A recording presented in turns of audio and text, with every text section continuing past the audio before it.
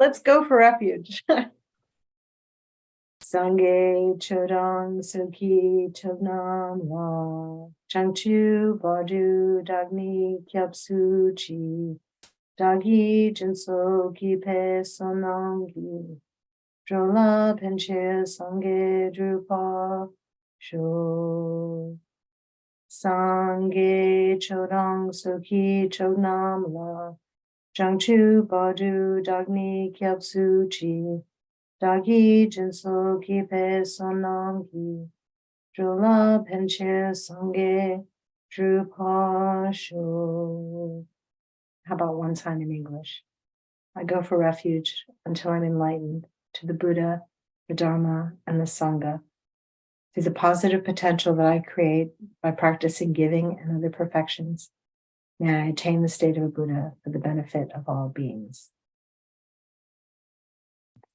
And then let's take a minute again to set our motivation.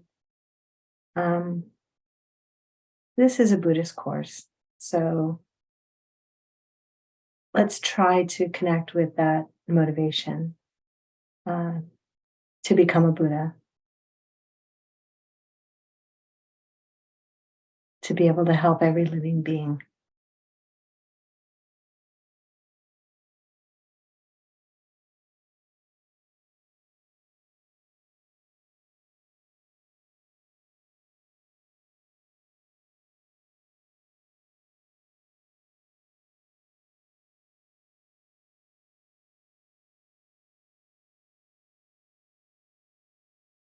And really take a minute to imagine what that would be like.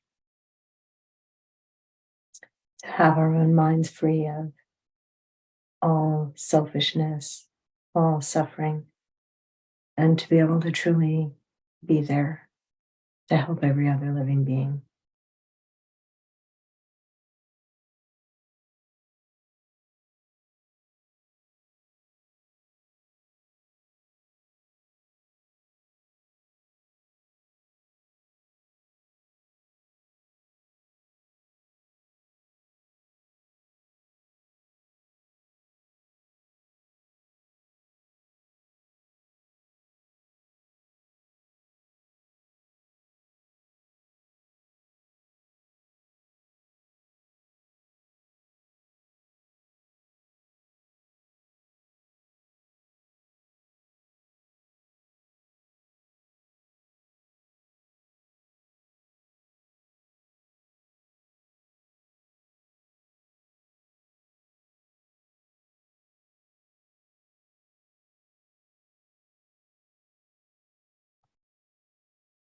And now we can just sort of come back into the shared space. So, this particular tradition, the Galupa tradition, which you probably all already know, is founded on the sort of the reformation of Lama Zopa, so kind of the founder of this tradition. And, the idea there is after, the time of the Buddha, people practiced and then taught, and then, people changed. And so every once in a while, there'd be some great teacher who would kind of come in and maybe re-explain things. And, we can get hung up on like, this is the true way or whatever. But, the reality is it's a way that helped to ripen minds. Buddhists have this great ability to, whatever they say or do is helpful somehow. Every word that they utter is perfectly understood according to the beings who hear them speak. But this particular tradition is, I've heard people compare like to the Jesuits, Catholics. It's, it's a little bit academic. There's a lot of lists. But there's a purpose, right? So that, as we are on this path, even saying a path, it implies a destination, right? And I think sometimes, it's easy to lose the fact that we're on our way to a particular destination, right? Sometimes we're so present in the path that we forget the path to what? What is it that we Where is it that we're trying to go? And this is where all of these lists and all this academic stuff kind of comes in handy. It can help us to realize, find where we are on the path. What we need to be doing on this path to reach our goal and our destination. And then also it's a question of, what is that destination? Is it someplace that we really want to go? Is it someplace that we think we can go?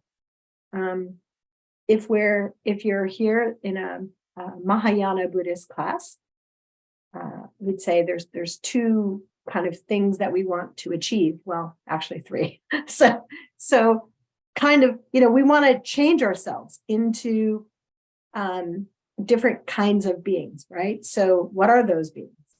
It could be in this body even, right? But, we would say we want to become a bodhisattva, we want to become an Arya. We want to eventually become a Buddha. And so, I thought maybe to kind of talk a little bit about those beings and kind of a little bit about them, what their qualities are, how they're defined. And some of this stuff might be stuff that you already know. Actually, I'm interested. Are you interested in this? Like, yeah. Okay. I should have asked before I started, but so I think I've mentioned before that there's so many lists, so who knows what lists I've mentioned. There's a lot of lists, but there's what we call the three principal aspects of the path, or three paths, which are renunciation, bodhicitta, and pure view, or the correct view of emptiness, wisdom. So those are the kind of breaking down the path, and then the kind of being. So on the path of renunciation, if you were not a Mahayana Buddhist, when a Hinayana Buddhist talks about enlightenment, they use the word enlightenment, but really they're talking about nirvana, which is a very lofty also goal that is, very to be respected, which is they understand that this world is suffering. And they believe, Lord Buddha, that, okay, yeah, I agree with you, there's suffering. And they believe that there is a way out of suffering, that there is a path and there is a cessation to that's possible. And so if you were to pursue that path of renunciation, which, by the way, all of these things are kind of happening at once, and we should be, I shouldn't say should. I shouldn't say should, but I'll should all over you and forgive me for it. I highly recommended by the Buddhists, that we're doing all of these things simultaneously, working towards all of these, because they're all realizations in our minds. So that's what these paths are. And the cessations are the things that we stop having as a result of achieving them. So if you were not, if you were on a Hinayana path, what that would look like enlightenment would look like nirvana. It would look like achieving the cessation of suffering in your own mind. So that means no more mental afflictions, no more anger, no more greed. I mean, pretty doggone amazing, right? So I always think it's sort of funny. I don't hear it too much, and it's probably because I know a lot of very well-educated Buddhists, but maybe that was a Freudian slip. But sometimes I think as a new Buddhist, there could be this idea of like, I'm a Mahayana Buddhist, and that's Hinayana, that's lower. And so technically we say it's a lower scope. And when we talk about scope, we just mean like they're focusing on getting rid of getting out of samsara and getting rid of their own suffering. And that actually is not really just a selfish thing to do at all. If you think about it, it kind of benefits everyone, everyone that ever encounters you. And so when they say enlightenment, what they mean is that cessation of suffering for themselves. And it doesn't mean that they don't care about other beings, right? It doesn't mean that at all, but that's sort of what their goal is.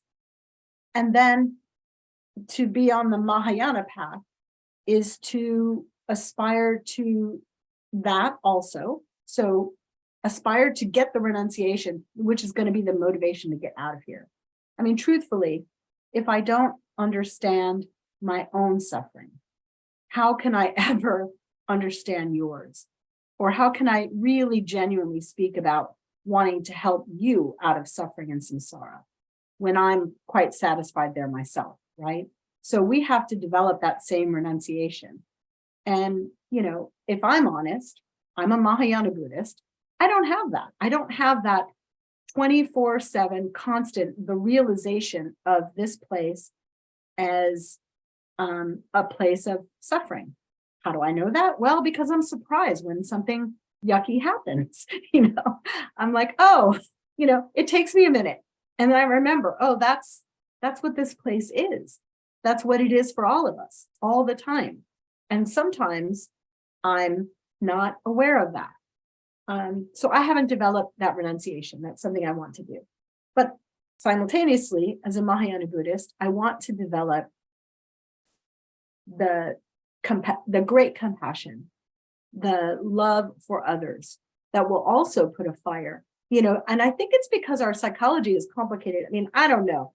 Buddhist methods are just ingenious, but sometimes it's harder for us to even want ourselves to be free from suffering. Sometimes it feels easier to have that compassion towards someone else. And I don't know if that's a cultural thing or what that is, but so I want to develop that same feeling.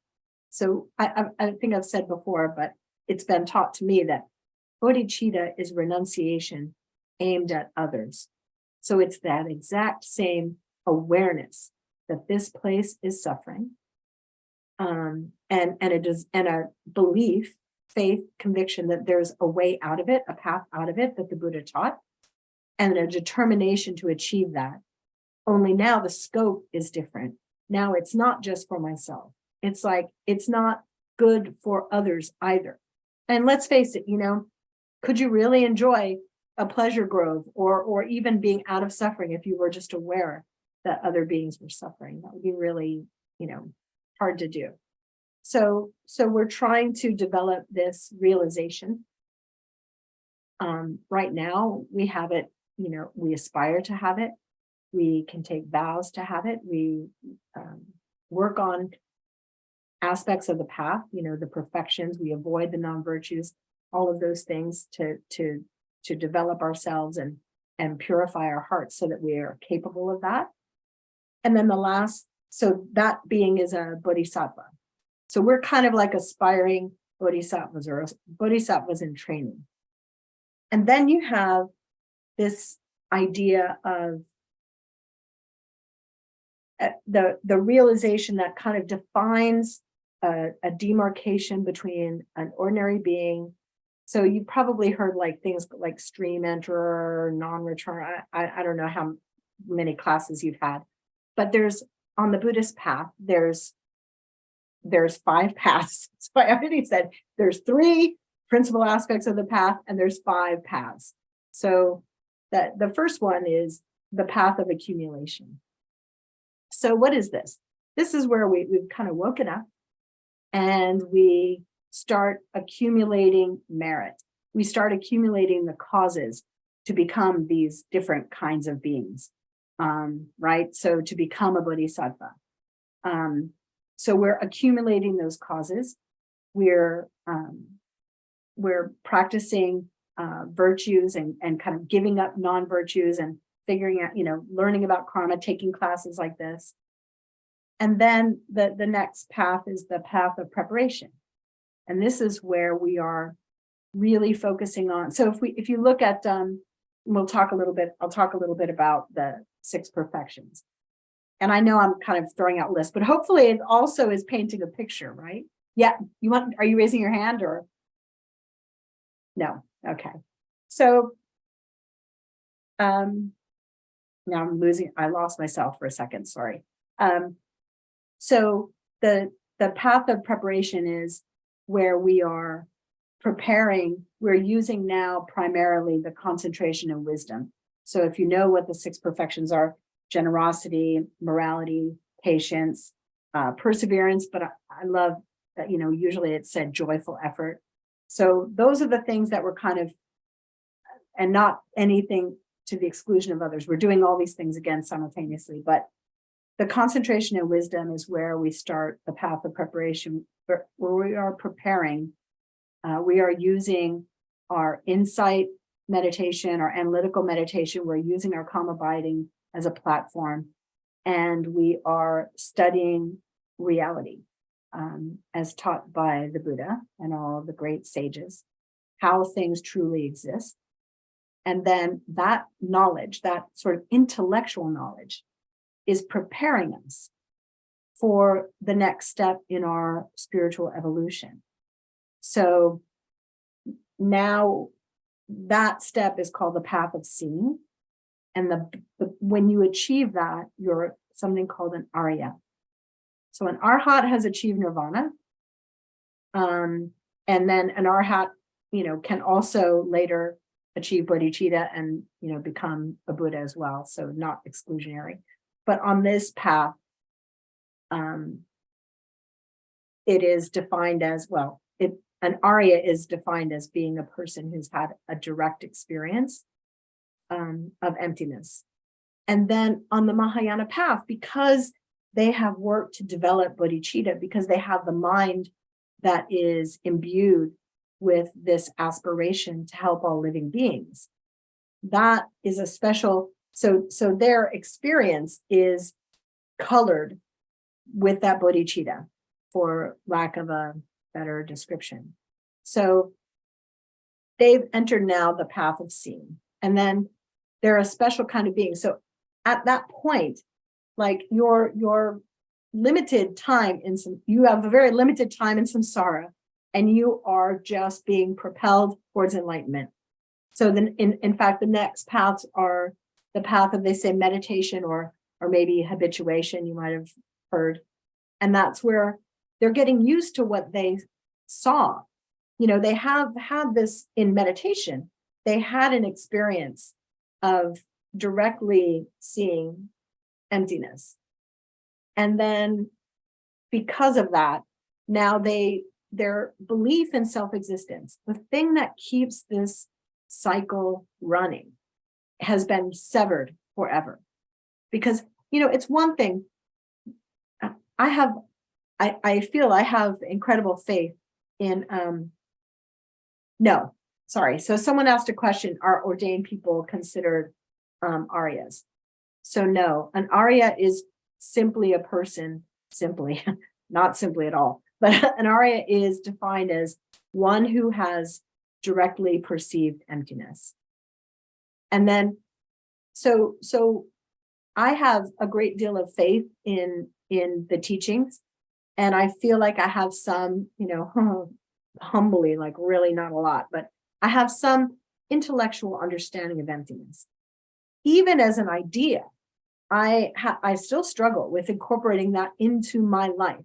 Like, what does it mean? Like, when you understand emptiness, then you understand that things are truly coming due to karma that I've created. And so if you understand that, then that's going to inform, it's one thing for me. Let's just say we have moral dilemmas, right? Big or small. A friend of mine recently said, I found out I have a rat in my kitchen. I got rats. What do I do? I'm like, oh, I'm so happy I don't have rats. That is not a dilemma that I want to, that is not a place where I want to be. And so if you really understand emptiness and you really understand the causes of suffering, then you wouldn't even ask the question, should I kill the rat? That's hard, right? So you can understand. It's one thing to hear it, to believe it, to aspire to, but my goodness, my virtue and non-virtue, the things I do in the day are totally polluted with my ignorance of that things appear to be self-existing. We have so many big and small things throughout the day, these sort of moral dilemmas. And we think, and even the fact that I say it's small, I had another teacher once say, if the moment you stepped on a cockroach,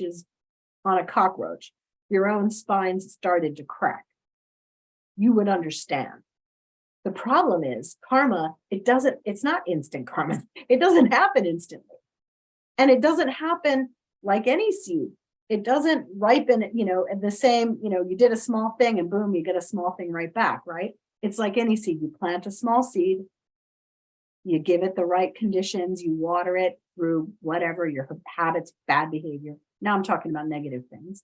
And then it ripens as something much bigger, right? So if you had that, if you really understood emptiness, which intellectually there's just a limit to where that can take us. We have to have, in meditation, we have to have a direct experience of that to truly cut.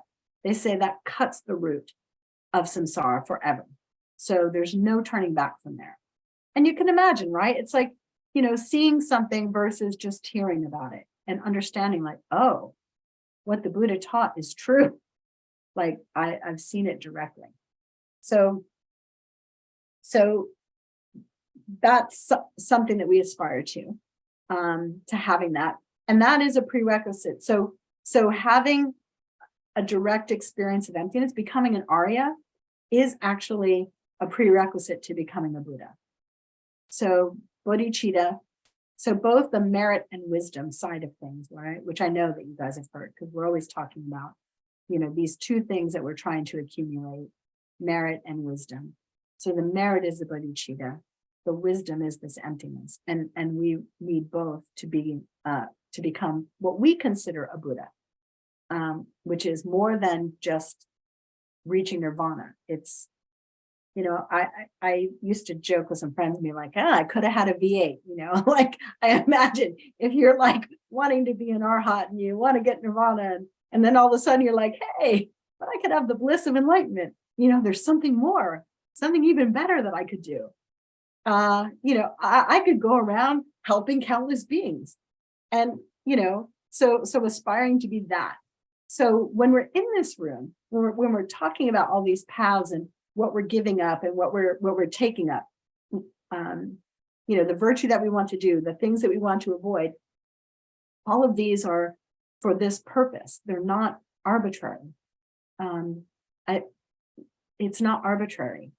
And I know when I start talking about like, oh gosh, stepping on a cockroach and your own back cracking, I get that people can, feel some kind of fear and also, frankly, doubt. I think the fear is healthy. We don't want to stay bogged down by it, right? Hopefully there's enough stuff that's really inspiring, like, oh my gosh, I can purify. I can do all of these cool things to actually accumulate merit. I can create the causes for this to happen. And some of it is just as simple as having the aspiration, right? So hopefully that's enough uplifting stuff. But the fear is healthy. I think it points to an understanding of truth, which, I think I talked a lot the last couple of weeks about just that relationship between faith and experience, right? So we all have to kind of be where we are, taking everything with a grain of salt, but moving forward and see what happens. So I thought I would talk a little bit about the qualities of Buddha and a little bit about what the perfections are. But now that I've talked about like these different kinds of beings, I thought I'll pause, see anybody has any questions or comments or otherwise it's such a lecture, like, and it's supposed to be, be your own therapist. Like, how is this being my own therapist? I mean, to me, it's obvious, but to you, it could be like, oh no, this is a lecture. Yeah, it's a lecture on how to be your own therapist, like understanding our minds. What is the current state of my mind? Do I like it? Or maybe I like it. Yeah, I see a laugh. What's the current state of my mind? I know, right now, pretty good. But in the bigger right now, not always so good, right? And I I get surprised when yucky things happen. And if I really understood, I wouldn't be surprised. Um, I, I just read something by Lama Zopa Rinpoche, and now it's kind of gone from me but just about this tirelessly working for others and the reward that brings to us, the happiness that, when you, instead of struggling against the world, and, when bad things happen, it doesn't mean that we don't experience them. It doesn't mean liking, like, oh, I love this rotten thing. But at the same time that something negative is happening, we can have some appreciation that,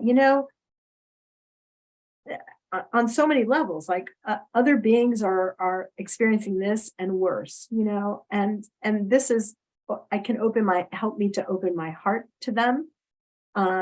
It helps me to just sort of accept things rather than struggling against it, right? It doesn't mean if obviously if we can avoid some suffering without doing harm, then certainly we should do that. But other than that, there's something about being just gracious and sort of accepting that this is the reality of where we are, and not struggling against that, and then using it then as part of our own spiritual path, right?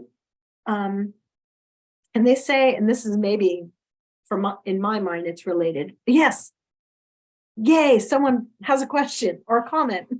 Well, have you ever noticed when you're observing people, it's like some people, no matter what they do, their life is hard and it just one thing after the other. And then you see these other bad people, no matter what they do, how bad they are, everything comes up roses for them. What's that about?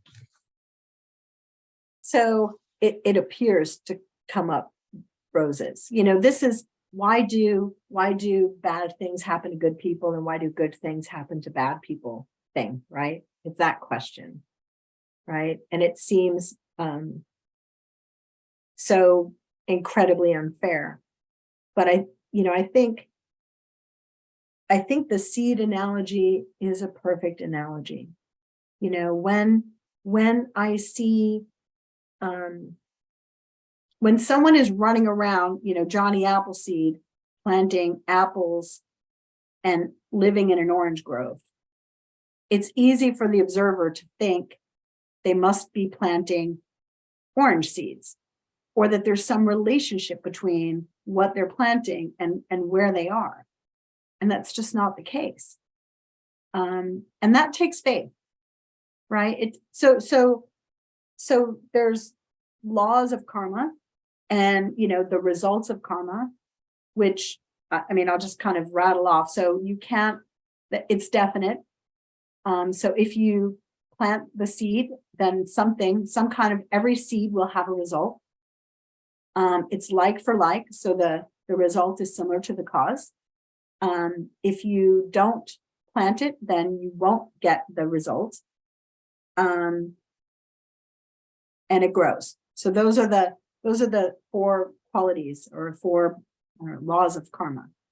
But so it's just, really exactly like a physical seed.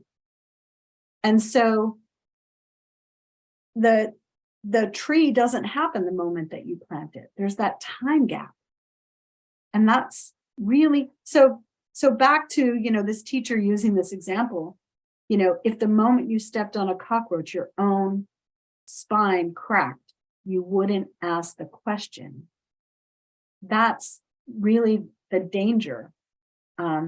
That's the heartbreak of this place where we are, of this existence, is that we are forever misconnecting the dots, So those beings who are doing something negative today, they will experience the result of what they're doing now. And, they don't know that. And honestly, we don't know it. We don't see it directly.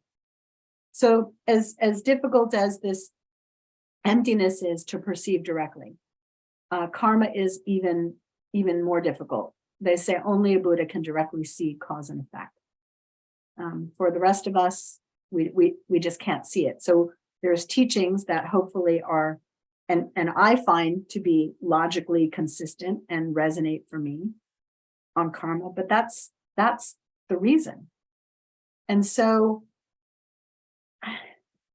and that's the challenge. And that's why we have moral dilemmas also, because we don't really, it is an act of faith. We don't really know. Like so we can have, and I'll say this, if we have just what feels like an innate feeling of, not wanting to do harm to others, that's wonderful. But I'll also say that is a blessing. That came from something. That's a habit. That came from, we would say, countless lives, or like a great deal of activity, caring about others, that ripen as a habit, a habitual way of being. But we're not guaranteed to always have that. Even those qualities that we think, I'll always care about this, I'll always care about others. We would say that also comes from causes and conditions. That also comes from karmic actions. So it's something to hold on to. Even valuing these teachings. You see it all the time. There's, and what's unfortunate, what's sad is it looks like somebody learned something, right? Like, when you're young, we say, oh, when you're young, you're so idealistic. No accident that, you popped a perfect human rebirth. There's a lot of positive things happening when you enter this world, Buddhists would say. So there's like a whole, this convergence of virtue that's happened. And so you're young and you're idealistic, you think, right? But then you learn, it looks like learning, but it's habit, habit that, maybe has us like not be so idealistic, not aspire to helping others. Not that everybody does that. So I don't know if that answers your question, and it probably doesn't satisfactorily answer it, really. No, that makes sense. Maybe not in, they say we experience our joys and our sorrows long before we experience them, or something like that. We choose our joys and our sorrows long before we experience them.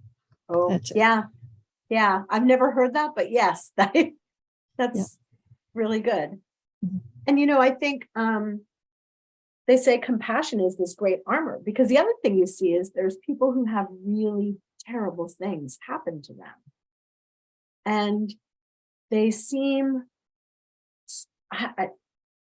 stronger, more joyful in some crazy, weird way also. And I think that's something that we can develop on the path, like even as negative things happen, how it affects us. That's part of what this path is, right? So what does it look like if I am dedicating my life to other beings? If the goal of my life is to become a being, change my mind in such a way that I become a being who is just tirelessly working for other beings, then how does that affect everything that happens to you? You look at His Holiness the Dalai Lama and Rinpoche, Rinpoche, all of the lamas I've met, well, they either can be appearing very stern, I think, when they're kind of giving us warnings, but for the most part, they're just look joyous all the time, and it's not that they're tuned out of suffering, like they're very tuned in to our suffering and very compassionate, and they're experiencing joy. So, I think that is a great kind of armor for us. And thank you for the question. And I think it's something to think about, right? And again, that would be why we would need this path in particular. Why we would need to, when we talk about, becoming an Arya and seeing reality. Well, then you would know. Then it would be like, oh, what the Buddha said is true. Wow, this place is suffering, and ooh, it's created by the actions of my body, speech, and mind. I've created it. I understand where it's coming from. Gosh, I don't want to do that stuff anymore, you know? And then they come out of that experience, and then, obviously they know better, but still, if you read sutras, Diamond Cutter Sutra, like, still things are happening to them that they're experiencing negativities, but they are no longer under the illusion that it's coming from the outside. So they're no longer doing that battle with the outside, which, is the only thing that's going to cause us more suffering in the future, right? Unfortunately, the thing that is most, that we're maybe, someone, even in the Bible, it's like, turn the other cheek. The very thing that we're probably instinctually, like, it feels like wanting to, like, someone harms us, and just that feeling of wanting to defend it, or worse, wanting to harm them back. It just comes up. And that's a mistaken way of thinking, right? That's because we don't understand that isn't going to protect us. It's going to harm us. So I thought I'd talk a little bit about, let me rattle off some qualities of the Buddha, because I think they're kind of cool. The first one is the Buddha is uncaused. And the emptiness of their omniscience is uncaused. So this is also really this is saying they are the Dharmakaya. They are emptiness. Their omniscience is empty. It isn't caused. So you don't cause emptiness. That's a whole other conversation to have later. But, like, emptiness doesn't have a cause. It just is.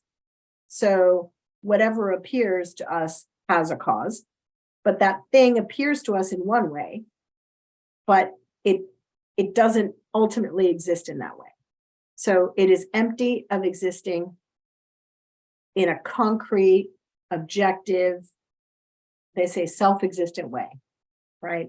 And that is a whole bunch of stuff, but I'll just leave it there. So their omniscience is empty, which is good, because it means if it's something that's uncaused,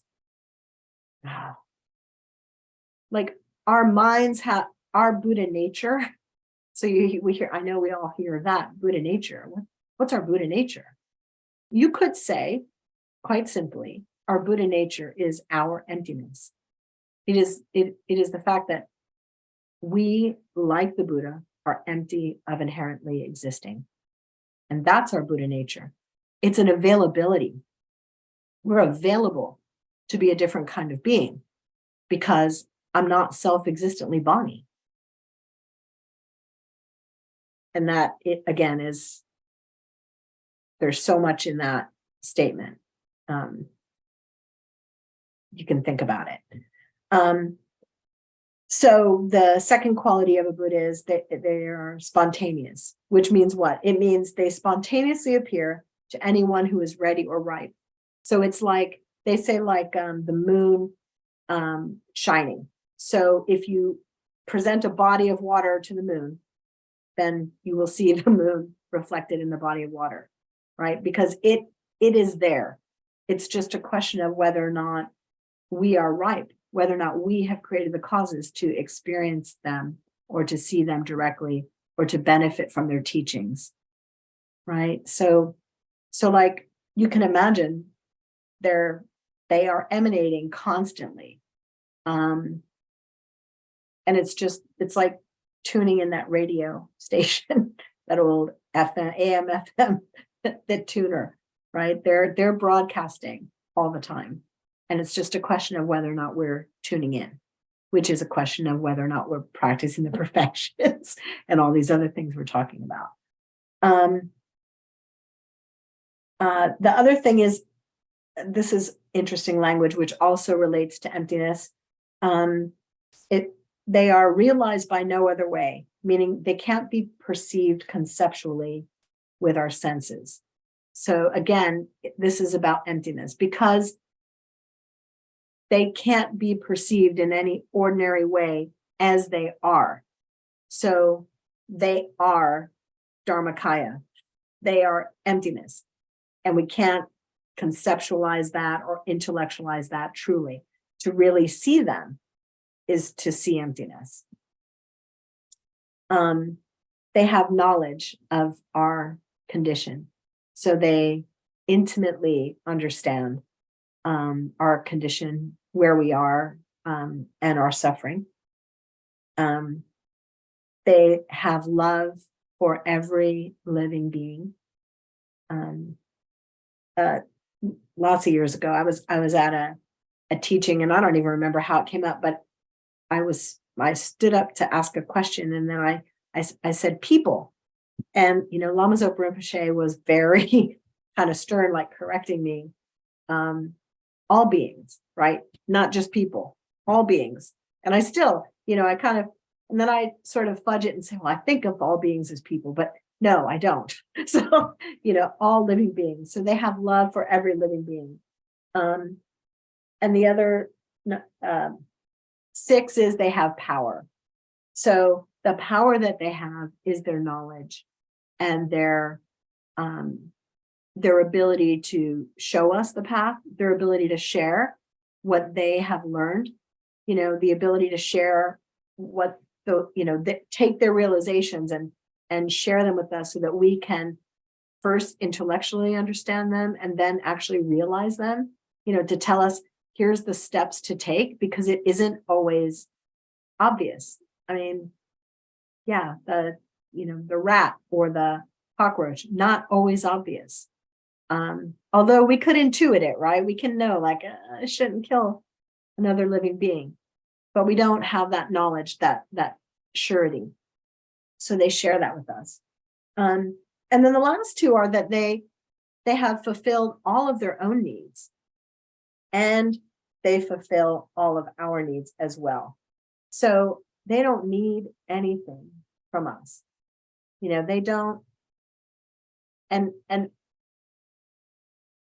I have a view of my teachers, but I would say even on a very ordinary level, looking at Lama Zopa Rinpoche for one, and there are other teachers like this, they really don't need anything from us.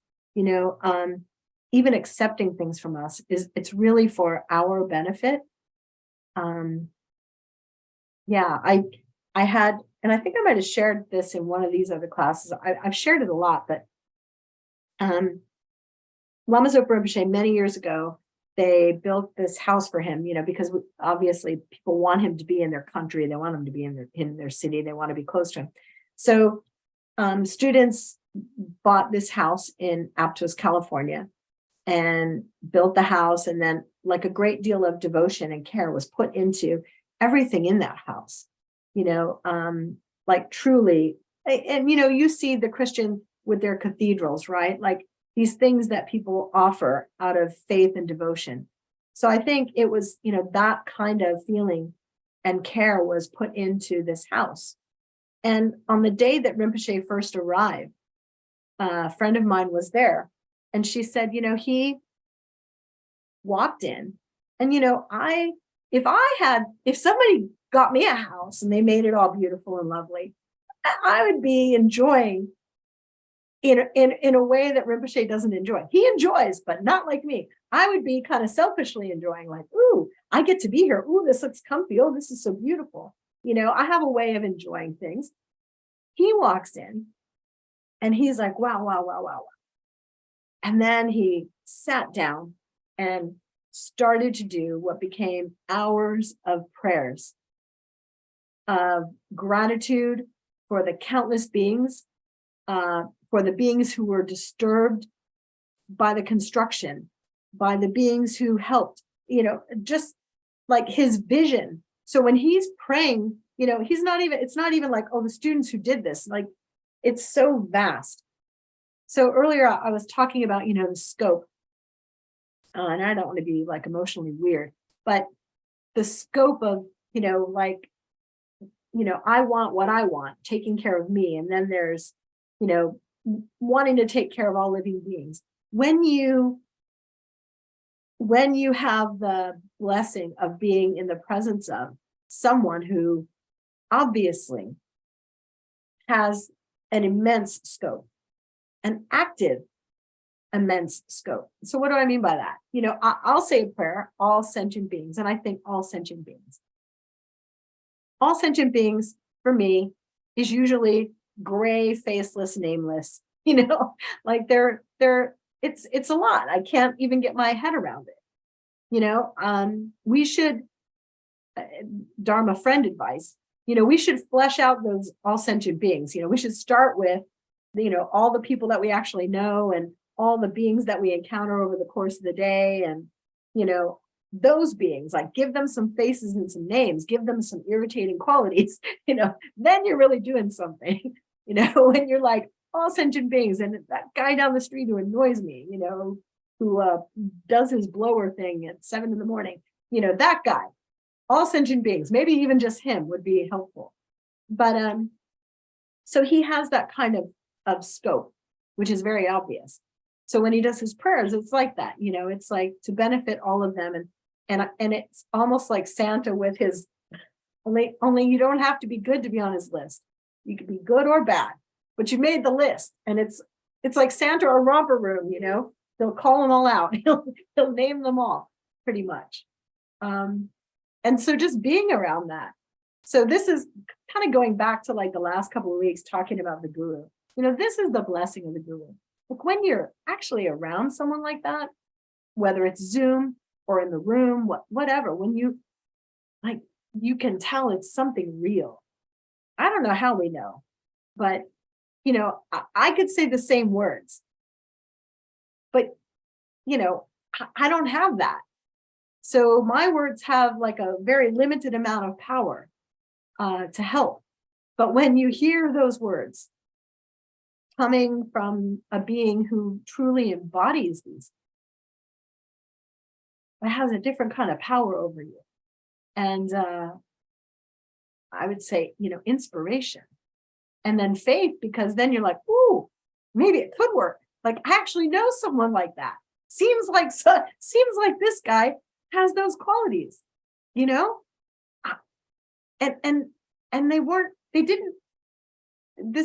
they weren't born this way, right? It wasn't, they developed these things. So there's hope for us. Even Lord Buddha, manifested as developing certain things, right? He had his good time in his kingdom as a prince.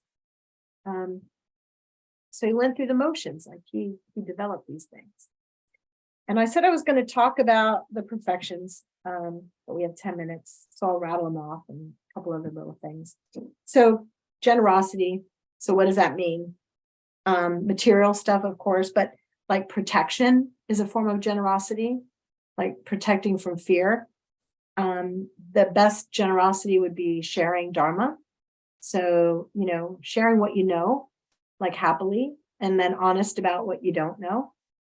So it's not just lamas who can do that. Like we can and should, when someone's interested, kind of share what we know humbly. Morality. So generosity, you start thinking about other people, you're wanting to give to other people. So each one of these things actually kind of helps you with the next one. So if I'm caring less about myself and more about other beings, it helps me to be a little bit more moral, right? Because isn't a lot of what's, from a Buddhist perspective, what's immoral is coming out of this selfishness. So we've started to work through practicing generosity. We've started to work on loosening that selfishness, that thing that actually puts us at odds with other beings and creates those moral dilemmas. So it makes it easier to be moral. So morality is like restraining from non-virtue. Like, gosh, I want to kill the rat. I'm not going to kill the rat. I'm going to try to find a humane trap. I'm going to do X, Y, Z. I'm going to move, whatever it is. But I don't want to kill. So morality as defined by virtue. So, doing things for others, serving others, and then working for others. So some virtue doesn't look, virtue, if I achieve these kinds of states of mind, then that's a virtue. And then that is a way of helping other living beings. So, your virtue can be your meditation. It isn't always like some external thing. It can be a very internal morality. So now we're restraining ourselves from non-virtue, and we're working for others, and that helps us to be more patient. So now, anger is what comes up. That's kind of like the opposite of patience.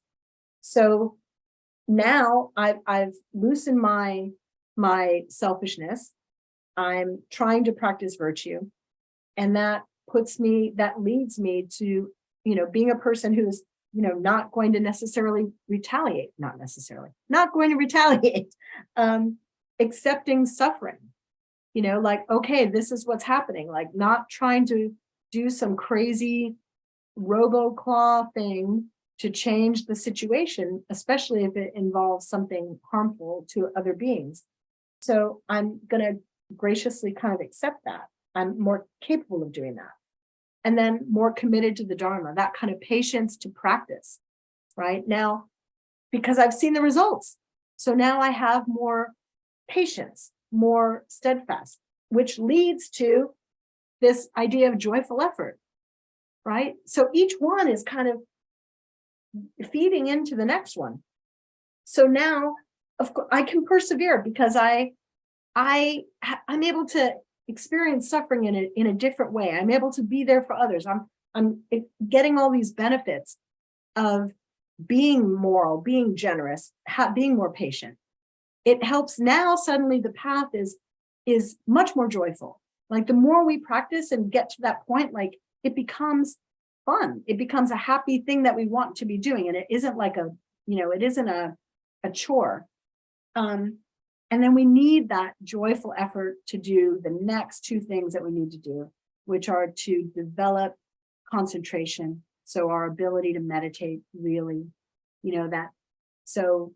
both the calm abiding and the vipassana. So we're looking at, the quietude and also the analytical side.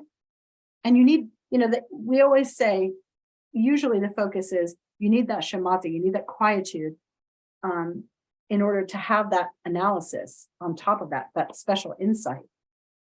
But the truth is they feed each other, because without the analysis, we aren't going to be able to have the faith to sort of sustain our practice. So again, all of that.